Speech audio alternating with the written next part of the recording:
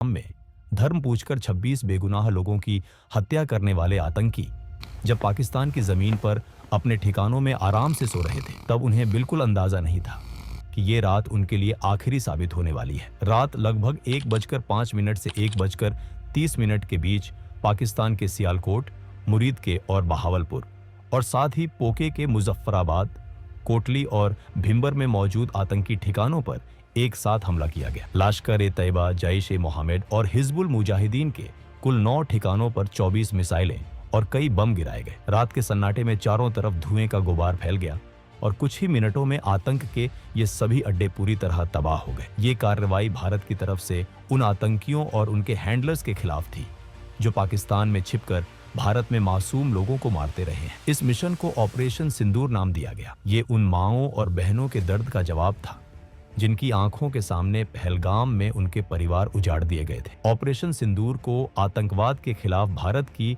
अब तक की सबसे बड़ी मिलिट्री एक्शन माना जा रहा है। पहली बार भारत ने इंटरनेशनल बॉर्डर से करीब 100 किलोमीटर अंदर जाकर आतंकी ठिकानों को निशाना बनाया। इस ऑपरेशन में 100 से ज्यादा आतंकियों के मारे जाने की जानकारी सामने आई।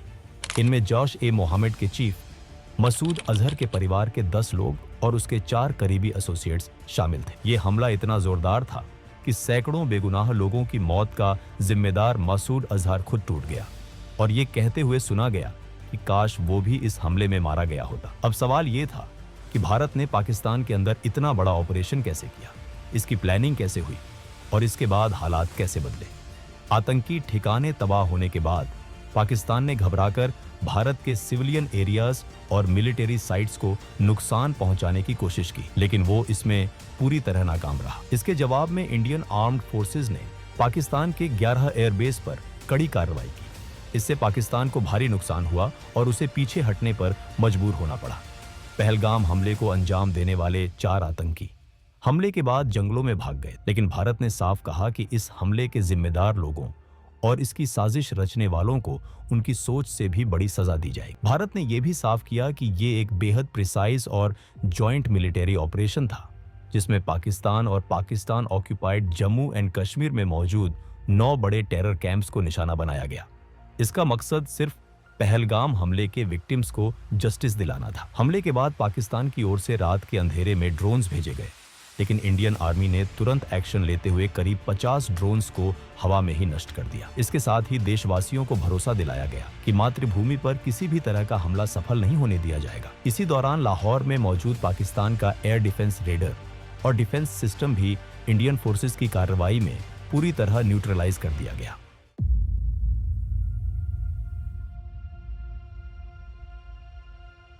इस पूरी कहानी की शुरुआत 22 अप्रैल 2025 से होती है, जब पाकिस्तान के आतंकी संगठन लश्कर-ए-तैयबा से जुड़े उसके फ्रंट ग्रुप टीआरएफ के 5 से 6 आतंकियों ने पहलगाम की बैसरन घाटी को पूरी तरह दहशत में बदल दिया।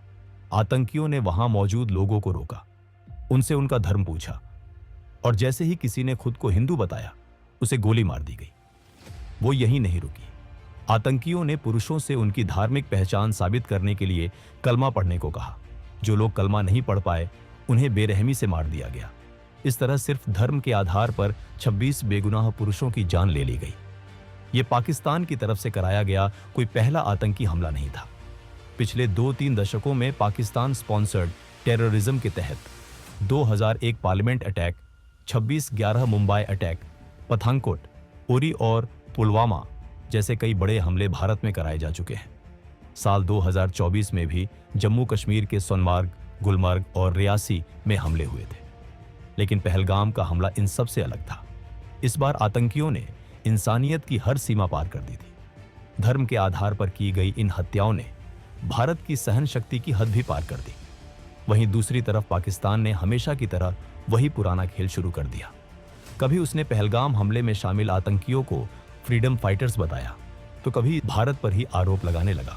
इस बार भारत सरकार ने पाकिस्तान से सिर्फ बयानबाजी करने के बजाय ठोस कदम उठाने का फैसला किया। सबसे पहले डिप्लोमेटिक लेवल पर ऐसे फैसले लिए गए जो पहले कभी नहीं किए गए थे। भारत ने इंडस वाटर ट्रीटी को सस्पेंड कर दिया। पाकिस्तान की करीब 80% खेती योग्य जमीन इंडस रिवर और उसकी सहायक नदियों के पानी पर निर्भर है, जिसे वहां की लाइफलाइन माना जाता है।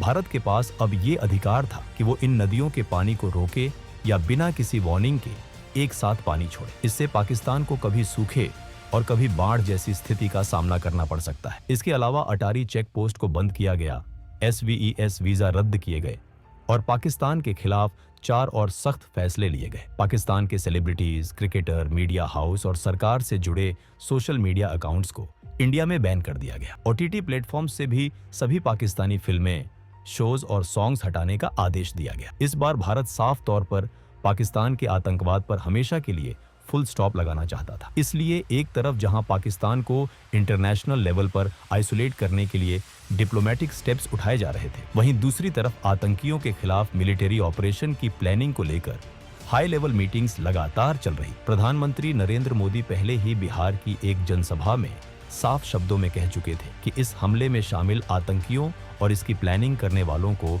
उनकी कल्पना से भी कहीं बड़ी सजा दी जाएगी। 2016 में उरी सर्जिकल स्ट्राइक और 2019 में बालाकोट एयर स्ट्राइक के बाद पाकिस्तान को अच्छी तरह समझ आ चुका था कि भारत जरूरत पड़ने पर सैन्य कार्रवाई करने से पीछे नहीं हटता। इसी डर की वजह से पहलगाम हमले के बाद पाकिस्तान को आशंका थी कि इस बार भी भारत जवाबी कार्रवाई करेगा। इसी बीच वो LOC पर लगातार फायरिंग करके माहौल बिगाड़ने की कोशिश करने लगा।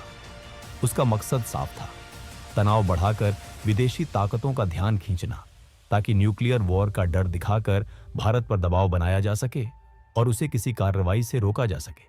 लेकिन भारत ने इन चालों की परवाह नहीं की। पहलगाम हमले के बाद भारत पूरी गंभीरता से आतंकियों के खिलाफ एक बड़े ऑपरेशन की तैयारी में जुट चुका था। 19 अप्रैल को दिल्ली में एक हाई लेवल मीटिंग हुई। इस मीटिंग में प्रधानमंत्री नरेंद्र मोदी, रक्षा मंत्री Rajnath Singh, national security adviser Ajit Doval, chief of defence staff general Anil Chauhan और तीनों सेनाओं के प्रमुख मौजूद थे। इस बैठक में प्रधानमंत्री मोदी ने साफ कहा कि आतंकवाद को खत्म करने के लिए सेनाएं जो जरूरी समझें वो कदम उठाएं। उन्हें पूरी छूट दी गई। इसके बाद भारतीय सेनाओं ने फैसला किया कि पाकिस्तान और पाकिस्तान के कब्जे वाले जम्मू कश्मीर में मौजूद आतंकी ठिकानों पर एक बड़ी एयर स्ट्राइक की जाएगी। मकसद साफ था, उन ठिकानों को खत्म करना जहां बैठकर भारत पर हमलों की साजिश रची जाती थी और जहां आतंकियों को ट्रेनिंग दी जाती थी। इस काम में खुफिया एजेंसियां भी पूरी ताकत से जुट गईं। रॉ और NTRO ने पाकिस्तान और POK में मौजूद आतंकी ठिकानों की रियल टाइम जानकारी जुटानी शुरू कर दी। हर एजेंसी, हर अफसर अपना सबसे अच्छा देने में लगा हुआ था। सभी के मन में एक ही बात, पहलगाम हमले के दोषियों और उनके अड्डों को खत्म करना। ऑपरेशन से जुड़ी कोई भी जानकारी बाहर न जाए, इसके लिए पूरी गोपनीयता बढ़ती जा रही। बहुत कम समय में रॉ और NTRO ने कुल 21 आतंकी ठिकानों की पूरी जानकारी इकट्ठा कर ली और ये इनपुट्स प्लानिंग टीम को दे दिए गए। इन 21 में से 9 सबसे अहम और खतरनाक ठिकानों को चुना गया। यही वो जगहें थीं जहां से पुलवामा, 26 नवंबर और पहलगाम जैसे बड़े हमलों की साजिश रची गई। इन 9 ठिकानों पर लगातार नजर रखी जाने लगी। उन्हें पूरी तरह सर्विलांस में रखा गया। NSA अजीत डोभाल ने इन 9 टारगेट्स को फाइनल किया और 5 मई तक पूरे ऑपरेशन का ब्लूप्रिंट तैयार कर लिया। इसके बाद उन्होंने प्रधानमंत्री मोदी से मिलकर ऑपरेशन की मंजूरी मांगी। प्रधानमंत्री मोदी ने बिना देर किए इन 9 आतंकी ठिकानों पर कार्रवाई की मंजूरी दे दी। पहलगाम में आतंकियों ने हिंदू महिलाओं का सुहाग उजाड़ा था। उसी दर्द और उसी इंसाफ की भावना से इस मिशन का नाम रखा गया, ऑपरेशन सिंदूर। ऑपरेशन शुरू करने से पहले हर छोटी बड़ी डिटेल को ध्यान से चेक किया गया। हर पॉसिबल रिस्क का पूरा असेसमेंट किया गया ताकि किसी भी तरह की मिस्टेक की कोई गुंजाइश न रहे। इस मिशन के लिए फाइटर जेट्स की एक मजबूत टीम बनाई गई। इसमें रफाल, मिराज और सुखोई MKI जैसे एडवांस्ड और लॉन्ग रेंज स्ट्राइक करने वाले फाइटर जेट्स शामिल थे। इन सभी एयरक्राफ्ट को इंडियन एयर स्पेस में रहकर ही ऑपरेशन करना था। रफाल और मिराज को फ्रंट लाइन पर रहकर अटैक एग्जीक्यूट करने की जिम्मेदारी दी गई, जबकि सुखोई MKI जेट्स को एयर डिफेंस कवर देना था ताकि अगर कोई खतरा सामने आए तो तुरंत उसे हैंडल किया जा सके। ऑपरेशन में हाई प्रिसिशन और लॉन्ग रेंज वेपन्स का इस्तेमाल होना था। इसमें एस्कैल्प, ब्राह्मोस और हैमर जैसे मॉडर्न वेपन्स शामिल थे। एस्कैल्प एक क्रूज मिसाइल है जो करीब 550 किलोमीटर दूर मौजूद टारगेट को पिन पॉइंट एक्यूरेसी के साथ डिस्ट्रॉय कर सकती है। यह बहुत लो एल्टीट्यूड पर उड़ती है जिससे एनिमी रेडर इसे डिटेक्ट नहीं कर पाते। ब्राह्मोस एक सुपरसोनिक क्रूज मिसाइल है जिसे इंडिया और रशिया ने मिलकर डेवलप किया है। इसे लैंड, सी या एयर किसी भी प्लेटफॉर्म से लॉन्च किया जा सकता है। इसकी स्पीड साउंड से करीब 3 गुना ज्यादा होती है और यह 500 किलोमीटर तक पहुंच जाती। इसके अलावा फ्रांस की टेक्नोलॉजी से बना हैमर बॉम्ब भी इस्तेमाल किया जाना था। यह बॉम्ब 250 से 1000 किलो तक का पेलोड ले जा सकता है और बिना जीपीएस सिग्नल के भी करीब 70 किलोमीटर दूर के टारगेट को पूरी तरह डिस्ट्रॉय कर सकता है। ऑपरेशन में स्पाइस 2000 बम का इस्तेमाल भी तय था। इस मिशन में कमिकाजी ड्रोन्स भी एक बहुत अहम रोल निभा रहे थे। ऑपरेशन से पहले ये ड्रोन्स एनिमी टेरिटोरी में घुसकर लगातार सर्वेलेंस कर रहे थे। इससे ऑपरेशन टीम को रियल टाइम और एक्यूरेट इनपुट्स मिल रहे थे ताकि किसी भी तरह की गलती न हो। इंडिया ने जिन 9 सबसे इंपॉर्टेंट टेररिस्ट टारगेट्स को चुना था, उनमें से 5 टारगेट पीओके मेन एलओसी से सिर्फ कुछ किलोमीटर की दूरी पर थे। बाकी 4 टारगेट्स पाकिस्तान के अंदर इंटरनेशनल बॉर्डर से 6 किलोमीटर से लेकर करीब 100 किलोमीटर तक भीतर मौजूद थे। इंडियन एयरफोर्स के साथ साथ इंडियन आर्मी और इंडियन नेवी को भी स्टैंड बाय पर रखा गया था ताकि ऑपरेशन के बाद अगर लैंड या सी पर कोई कॉन्फ्लिक्ट होता है तो तुरंत जवाब दिया जा सके। 6 और 7 मई की दरमियानी रात रफाल, सुखोई MKI और मिराज फाइटर जेट्स मिसाइल्स और बॉम्ब से लैस होकर इंडियन बॉर्डर के अंदर ही अपने अपने टारगेट से सेफ डिस्टेंस पर पोजीशन ले चुके थे। रात का अंधेरा फैला हुआ था, चारों तरफ कंप्लीट साइलेंस थी। पीओके और पाकिस्तान में बैठे आतंकवादी जो कुछ दिन पहले इंडिया के मासूम लोगों की जान ले चुके थे, बेखबर होकर सो रहे थे। उन्हें बिल्कुल भी अंदाजा नहीं था कि यह रात उनके लिए आखिरी साबित होने वाली है। रात के 1 बजे के बाद जब चारों तरफ पूरी तरह सन्नाटा था, उसी वक्त भारत की तरफ से पहला हमला शुरू हुआ। सबसे पहले पीओके की राजधानी मुजफ्फराबाद में मौजूद लश्कर-ए-तैयबा के सवाई नला ट्रेनिंग कैंप को निशाना बनाया गया। यही वो जगह थी जहां ट्रेनिंग लेकर आए आतंकियों ने 2024 में सोनमर्ग और गुलमर्ग में और 22 अप्रैल 2025 को पहलगाम में भारत के निर्दोष लोगों की जान ली। जैसे ही सर्वेलेंस ड्रोन से ग्रीन सिग्नल मिला, इंडियन फाइटर जेट्स ने मिसाइल्स और बॉम्ब्स दागने शुरू कर दिए। कुछ ही सेकंड में सवाई नाला कैंप की इमारतें आग के गोले में बदल गईं। चारों तरफ तेज धमाकों की आवाज गूंज उठी और आसमान काले धुएं से भर गया। कई आतंकवादी वहीं मारे गए और जो बचने की कोशिश कर रहे थे वे गिरती इमारतों के मलबे में दब गए। इसके बाद अगला टारगेट पीओके के मुजफ्फराबाद में ही एलओसी से करीब 15 किलोमीटर दूर मौजूद जैश-ए-मोहम्मद का सैयदना बिलाल कैंप था। ये जैश का रहने का और ट्रेनिंग एरिया था जहां नए रिक्रूट्स को हथियार चलाना, एक्सप्लोसिव्स बनाना और फिडाइन अटैक्स की ट्रेनिंग दी जाती थी।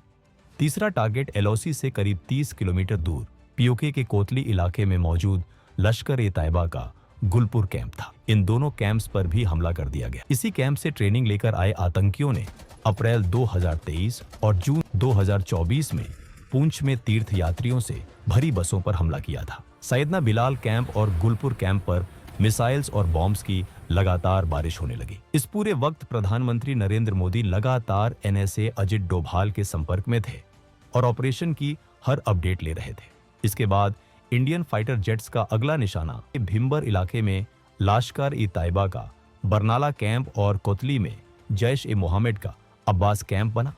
बरनाला कैंप में लश्कर अपने आतंकियों को हथियार चलाने, फेक आईडीज बनाने और जंगल में सर्वाइव करने की ट्रेनिंग देता था। वहीं अब्बास कैंप, जिसकी कैपेसिटी करीब 15 टेररिस्ट्स की थी, वहां जैश-ए-मोहम्मद फिदायीन तैयार करता था।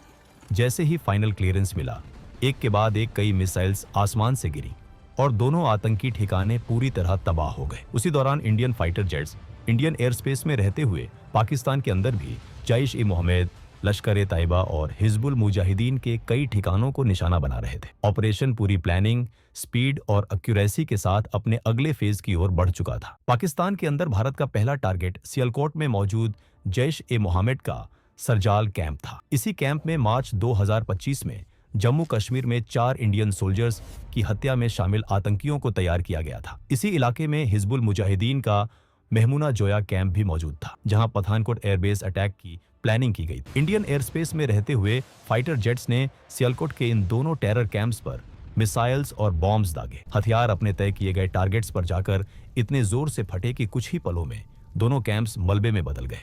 इसके बाद इंडियन फाइटर जेट्स ने बॉर्डर से करीब 18 से 25 किलोमीटर दूर मुरीदके में मौजूद लश्कर-ए-तैयबा के सबसे बड़े अड्डे मरकाजी तैयबा कैंप को निशाना बनाया। ये वही जगह थी जहां 1990 से आतंक की जड़ें मजबूत की जा रही थी। यहीं 2008 के मुंबई अटैक के लिए अजमल कसाब और उसके साथियों को ट्रेनिंग दी गई थी। डेविड हेडली और तहावुर राणा जैसे कॉन्स्पिरेटर्स को भी यहीं तैयार किया गया था। जब इस कैंप के एग्जैक्ट कोऑर्डिनेट्स सामने आए तो ऑपरेशन से जुड़े जवानों के अंदर सालों से जमा गुस्सा और दर्द और ज्यादा तेज हो गया।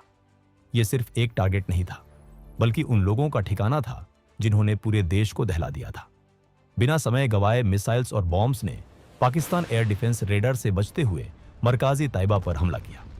जोरदार धमाकों से जमीन कांप उठी, आसमान गूंज गया और कुछ ही पलों में आतंक का यह किला पूरी तरह ढह गया। इन हमलों के साथ भारत पाकिस्तान में चल रहे 8 बड़े आतंकी ठिकानों को खत्म कर चुका था, लेकिन अभी एक सबसे बड़ा और खतरनाक अड्डा बाकी था। यह जैश ए मोहम्मद का मेन स्ट्रॉन्ग होल्ड था, जो बॉर्डर से करीब 100 किलोमीटर दूर पाकिस्तान के पंजाब प्रांत के बहावलपुर में मौजूद था। इस कैंप का नाम था मरकाज सुभान अल्लाह, जो जैश ए मोहम्मद का हेडक्वार्टर था। यही वो जगह थी जहां जैश का चीफ मौलाना मसूद अजहर पैदा हुआ था और यहीं से उसने अपने टेरर ऑर्गेनाइजेशन की नींव रखी थी। इसी ठिकाने से 2001 parliament attack, Jammu Kashmir assembly attack, 2016 Pathankot airbase attack और 2019 पुलवामा अटैक की प्लानिंग की गई थी। इन हमलों में मारे गए लोगों को सच्ची श्रद्धांजलि देने के लिए इंडिया ने इस टेरर हब पर ब्राह्मोस मिसाइल दागी। कुछ ही मिनटों में जैश के हेडक्वार्टर की इमारतें पूरी तरह तबाह हो गई। इस हमले में मसूद अजहर के कई रिश्तेदार और जैश के टॉप कमांडर्स मारे गए। रात करीब 1:05 पर शुरू हुआ यह ऑपरेशन सिर्फ 25 मिनट में खत्म हो गया। इस दौरान आतंक के कुल 9 बड़े ठिकाने पूरी तरह नष्ट कर दिए गए और 100 से ज्यादा आतंकवादी मारे गए। इस ऑपरेशन में मसूद अजहर का भाई और इंडियन एयरलाइंस IC 814 हाईजैकिंग का मास्टरमाइंड अब्दुल रऊफ अजहर भी मारा गया। इसके अलावा उसके 2 साले और जैश के सीनियर कमांडर्स मोहम्मद यूसुफ अजहर और हफीज मोहम्मद जमील भी इस हमले में ढेर हो गए। इसके अलावा लश्कर ए तैयबा के 2 बड़े कमांडर खालिद और मुदस्सर खादियान खास भी मारे गए। भारत के ऑपरेशन सिंदूर का असर इतना गहरा था कि मसूद अजहर पूरी तरह टूट गया। इस हमले में उसके 10 रिश्तेदार और 4 करीबी लोग मारे गए। हालात ऐसे हो गए कि उसने ये तक कह दिया कि काश वो भी उनके साथ मारा गया होता। इस पूरे घटनाक्रम में एक खास बात यह रही कि भारत के ऑपरेशन से करीब 3 घंटे पहले पाकिस्तानी वायुसेना ने सोशल मीडिया प्लेटफॉर्म एक्स पर भारत का मजाक उड़ाते हुए एक पोस्ट डाली थी। उसमें लिखा था, शांति से सो जाओ क्योंकि PF जाग रही है। लेकिन इसके 3 घंटे बाद ही भारत ने पाकिस्तान के आतंकी ठिकानों पर हमला कर उन्हें पूरी तरह तबाह कर दिया और पाकिस्तान को असली मायनों में जगा दिया। ऑपरेशन की सफलता के कुछ ही घंटों बाद 7 मई की दोपहर को भारत सरकार ने एक प्रेस कॉन्फ्रेंस की। इस मंच पर फॉरेन सेक्रेटरी विक्रम मिस्री, भारतीय वायुसेना की विंग कमांडर व्योमिका सिंह और भारतीय सेना की कर्नल सोफिया कुरैशी मौजूद थीं।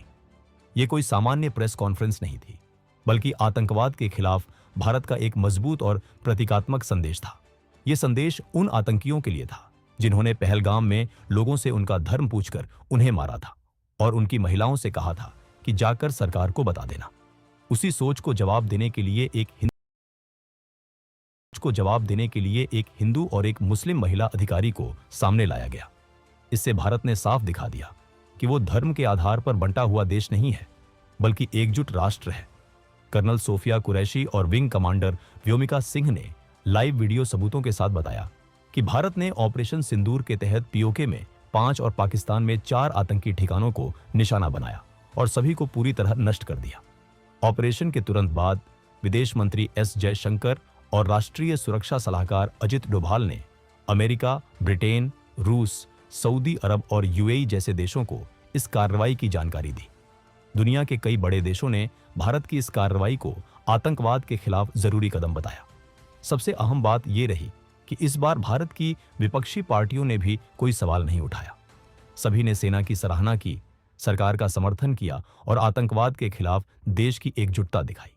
इसके बाद पाकिस्तान के रक्षा मंत्री ख्वाजा आसिफ ने बयान दिया कि अगर भारत हमले रोक देता है तो पाकिस्तान भी कोई जवाबी कार्रवाई नहीं करेगा। लेकिन उनकी बातों के उलट पाकिस्तानी सेना लगातार LOC पर भारत के रिहायशी इलाकों को निशाना बना रही थी। पाकिस्तान की ओर से सबसे ज्यादा गोलीबारी पुंछ इलाके में हुई। इस फायरिंग में 12 बेगुनाह लोगों की मौत हो गई, जिनमें 4 छोटे बच्चे भी शामिल थे। इसी हमले में भारतीय सेना के लांस नायक दिनेश कुमार भी शहीद हो गए। इतना ही नहीं, पाकिस्तान यहीं नहीं रुका। उसने भारत के खिलाफ एक बड़े सैन्य हमले की भी कोशिश की। 7 और 8 मई की रात के बीच पाकिस्तान ने जम्मू कश्मीर, पंजाब और गुजरात के करीब 15 शहरों में स्थित भारतीय सैन्य ठिकानों, आम नागरिक इलाकों और धार्मिक स्थलों को ड्रोन और मिसाइलों से निशाना बनाने का प्रयास किया। लेकिन भारत पहले से ही पाकिस्तान की मंशा को समझ चुका था और पूरी तरह सतर्क था।